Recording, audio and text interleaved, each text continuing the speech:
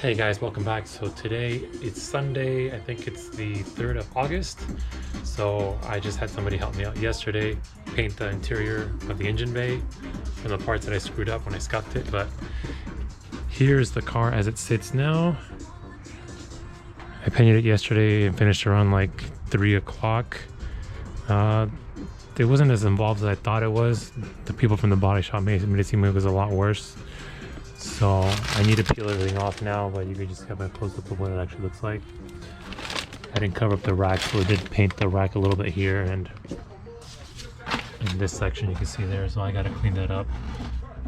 But otherwise, this is how much I had to cover up. Nothing was oversprayed. And remove the sticker here that was there, but I should have removed a long time ago for the vacuum diagram on the 5SFE. This part that I got scraped up too was painted, so that's that. And I'm gonna remove everything now. All right, so it's the 6th of September, and I'm basically looking over everything, kind of trying to plan everything out in my head.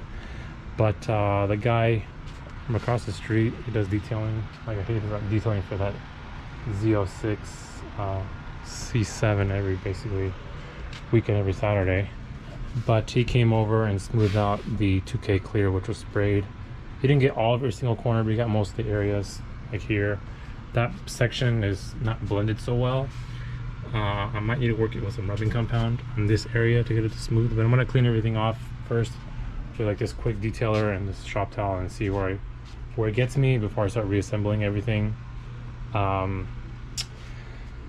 This stuff was kind of a pain in the butt to paint. I made a mistake when I installed the new Denso AC dryer. It doesn't say Denso anymore because I wiped it off clean. But I had to repaint all these things, like these little small things, which you don't really see that much, but rust was accumulating on them.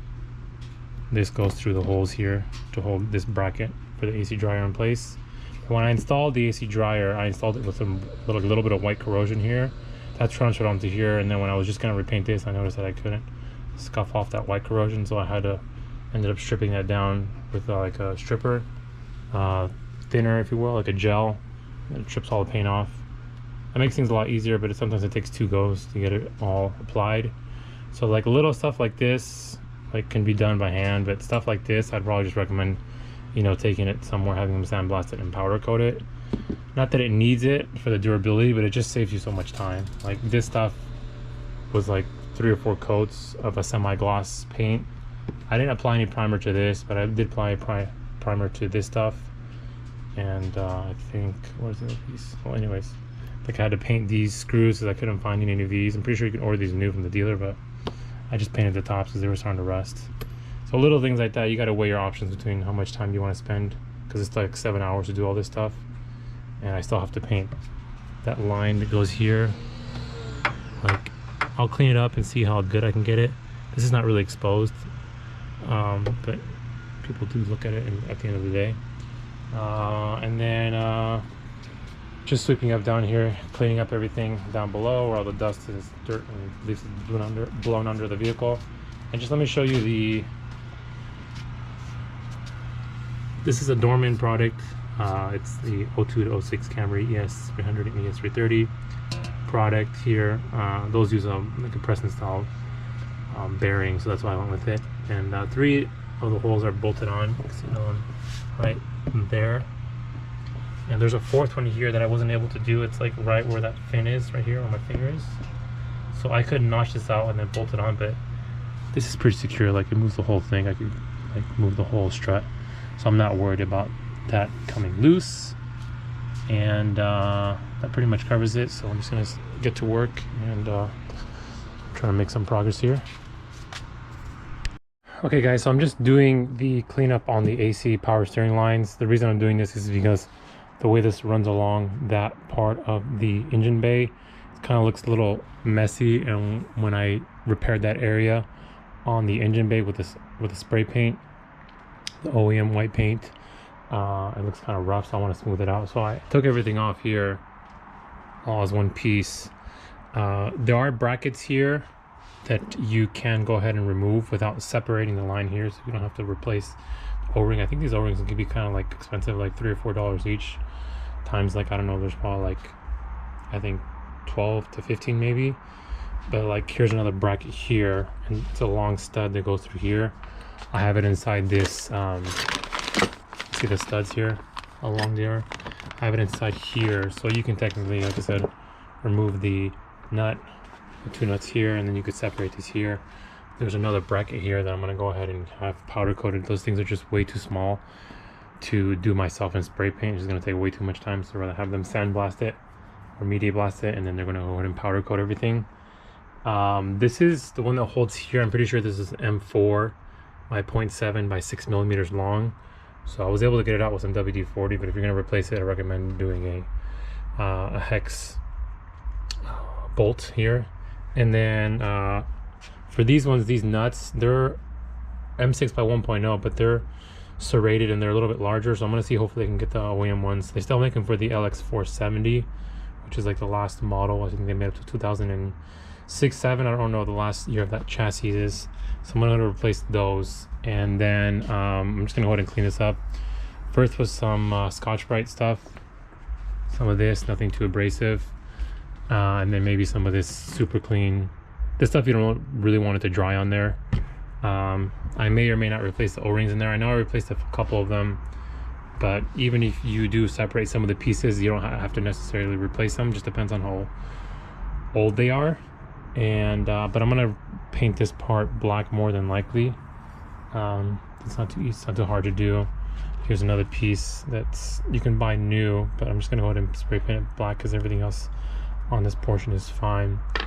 This is obviously the OEM idler bearing, which goes between both camshaft gears, and I bought it new, but for some reason it's starting to already rust, as you can see there.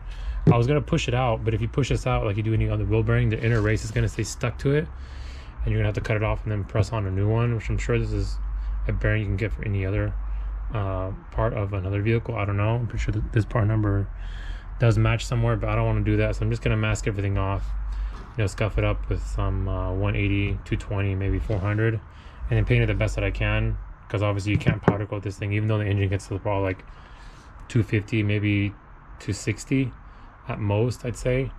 When they powder coat it, they do it to like 400 or 450 degrees, so that might definitely deteriorate the seal and the grease and everything's inside there. They went ahead and did the Brembo Boxster calipers for me, but they were kind of stupid in the way the guy did it. When I showed up and picked them up yesterday, the guy told me, yeah, he was kind of stupid for he wrapped a piece of block of wood, because technically when you heat these up in the oven, these can tend to push in, but he said they didn't even budge at all. It just depends on the design. I think because of they're an offset caliper design, they have less tendency to pop out. But what you want to do is, when you take this or any caliper that's a 4-piston design, cut up a piece of wood and make sure it fits very snugly. So what they're going to do is they're initially going to sandblast everything, apply the powder coat, right? Obviously they're going to have these masked off, and then once they put it in the oven for the powder coat to cure, they're going to put a piece of block of wood. But the guy was like, oh, it's not fitting right, so let me wrap it in some clear tape, and then the clear tape got in this area. So the guy gave me 2 bottles, like one touch up for this one. This is a satin, this is a semi-gloss, semi-gloss here, which is the finish on here. And then on this rear one, I was trying to fit the polyurethane rear insert from BRD Development that I got from GT4 Play, but it kind of scuffed up here. So in order to prevent this kind of stuff, what you want to use is a silicone. Let me see if I can find the bottle here. This is the OEM red rubber stuff. This is silicone based, or you can use anything that's silicone based for the caliper slide pins when you're installing it. That way you don't scuff up and mess up the powder coat on here. So I'm just going to touch this up with some satin, which he also gave to me. And then for the rear mount, when you guys are buying it from BRD or GT4 Development, they're pretty expensive now with the cost of the basically the tariffs. So make sure you punch out the sleeve. In order to get the sleeve, I see I kind of indented that a little bit too far, but make sure you're careful. You want to use a this style of you know, I think sawzall, they like to call it, reciprocating saw. So that's gonna basically allow you to, you know, go back and forth quickly until you're able to loosen it and cut all the way through. and then you're going to want to grab a punch and then just start slowly hammering all the way out. Do that before you take this piece to get powder coated, or if you're going to paint it yourself, do that first, because the insert is meant to be used without the metal sleeve insert. In order to remove the metal sleeve insert, you're going to want to go ahead and just put some gas on it and light it on fire and let the rubber get burnt out. Put it over a bonfire pit or on top of your grill, and then once that's out, then you can, you know, cut that up with a reciprocating saw, grab a chisel or a punch, and then punch it out slowly. Try not to damage like what I did here. That's going to be fine. It's a really tight fit on the polyurethane side of things. And like I said, in order to install the polyurethane insert with the metal sleeve, use this, like I said, the red rubber stuff, OEM silicone slide pin grease, or any silicone based grease. If you use petroleum, it's going to eat away at it slowly. And that'll be that. And then I have to reinstall all of these things. I need to find a tap because some of the holes are a little rough, I think, from the powder coating. So I need to clear those things out. And that pretty much covers it before I reassemble everything. This is how this turned out. I didn't do a full, like, absolutely shine. I did a satin color, satin black for this one. Not every single area is covered. This is metal, so it does supposed to obviously dissipate heat from the system, so I didn't want to fully coat it, but I say it's like an 8 out of 10 on the finish. So some of these spots are a little bit like unfinished, but still has a pretty smooth finish. It's not very rough. So I just got to do the other portion of the system, which is the one going inside the engine bay and then running along, and then goes to the back portion where the rack sits. I don't know how that's going to work out because right hand drive and left hand drive is slightly different at that point, but hopefully I can figure it out soon enough. And yeah, making progress slowly but surely. This is the setup you want to have if you're trying to remove your pulley here on the alternator. So you have to offset here and there to just not touching the heat shield on the bottom. You can see here, you can try to get an angle on that. But these are pretty cool. These are 2 different sizes. You can buy them pretty cheap at any auto parts store. AutoZone or O'Reilly's what I have near me. Napa sometimes too. But these are to remove oil filters. If they're on there tight, you don't have much room. So this is the direction you'll want to have it in. You can see that little arrow. You put pressure against here, and this will grasp. So you're trying to prevent it from spinning depending on the angle. You just follow the arrow. So you use this to hold onto the pulley to prevent it from spinning. It's a 22 millimeter socket for the nut here. And this gun is nice because on the Milwaukee, but it's not a very new one. They have newer ones. Like this is a 5.0 amp battery. This is the short stubby one, but this has this feature here. So as soon as it breaks the torque free, it doesn't sense any more resistance.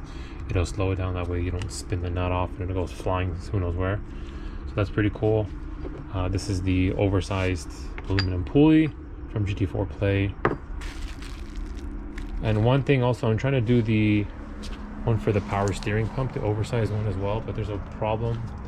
And so you install it there, but you can see that mounting, since there's a flange on the original bolt for the top portion of it, it gets in contact with that. So I installed it on the car with the impact. That way you don't have to worry about holding it, but that gets in the way there, so that's not possible. I don't know if you can see that from there. So I was able to install the bracket there, and looking here at the service manual, I obviously did powder coat everything satin, so make sure you install the brackets in the correct orientation. So the swoop is like this, as you can see here, how it is in the picture. These are 32 foot-pounds. This is 38 foot-pounds. There's a square washer that goes on the back side of this. So this is like instance like that.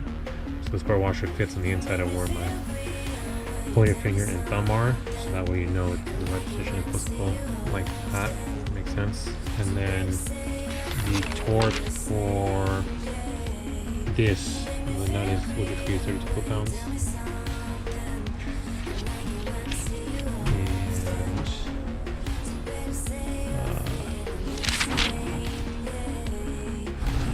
Took me a while to find the power steering pump bracket. It's located place here, but it's located there under the cylinder block. You see their power steering pump bracket. 3 bolts there, and then here on EM engine mechanical 114 says 32 foot-pounds for those 3 bolts. And that pretty much covers that because I'm aware of those torque specs.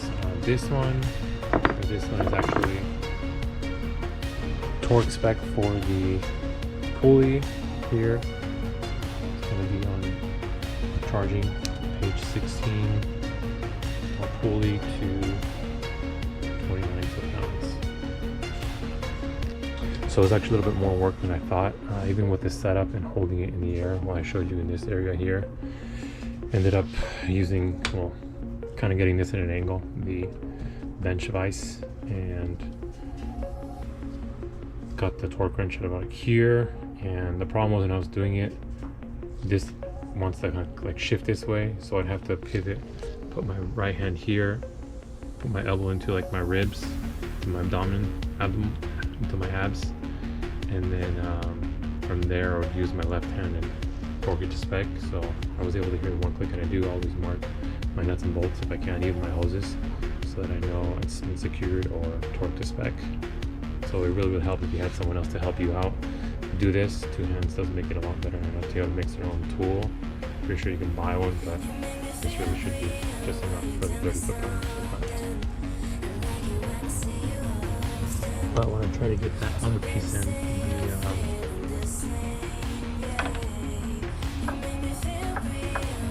here in the pulley, there's not enough room. Like, I could barely fit in the, no, I can't even fit in the part of the pulley. Like, and look how much extra room I have to clear here to clear this. So how does that work, guys? The engine is currently sitting pretty much upright. I mean, vertical, maybe it's a little bit tilted this way. I could probably drop it a little bit. I don't know how much I need to drop it, but there's no way, even if I drop it all the way, that's still a portion that kind of swoops like this is in the way.